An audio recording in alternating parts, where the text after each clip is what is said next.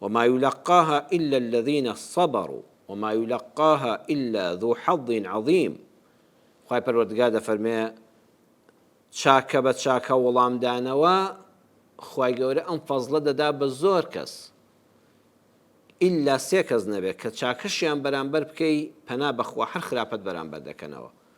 ئەینا چاکە کەسێک چاکەی بەرامبەر کرا ئەبێ هەر چاکە بکاتەوە، هەر سروشتی مرۆڤ خۆی وایە. خوای پەروەردگار ئەمە خلاقەی بەخشیەوە بە زۆر بەمان. چاکە بە چاکە وەڵامدانەوە ئەخلاقی زۆربەی مرۆڤایەتیە. ئیلا سێ کەس نەبێ. لەئیم پەرژیم بە لە ڕووی جەنابتاندا بە گوڵ. لەئیم ئەو کەسەیە ناکەس بەچەیە، کەسێکە کە ڕێزی لێ دەگری و ئەزانە لێ ئەترسی.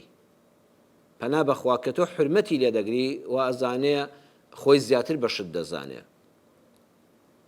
متەنەبی کاتی خۆی شعرێکی هەیە دەڵێ ئیذا ئەنتە ئەکرەمتە الکەریمە مەلەکتەه وئین ئەنتە ئەکرەمتە اللەئیمە تەمەڕەدە. ئینسانی بەڕێزی وەکو جەنابتان ئەگەر ڕێزت لێگرت بەسەریا زاڵ دەبی، ئەیکڕی ئەیکەی بە عەبدی خۆت. ئینسانی بەڕێز کاتێک کە دەزانێت تۆ ڕێزی لێ دەگری چونکە خۆی بەڕێزە ئەوەندەی تر بەڕێز دەبێ بەرامبەرت. بەڵام ئینسانی لەئیم، ئینسانی ناکەس بەچە، ئینسانی بێ ئەسڵ و فەسڵ، ئینسانی ناخپیس، ئینسانی بچووک دیوا هەیە گرەی دەرونی هەیە بەم خۆ بە زلزانی نەدەیەوێت دەریخە.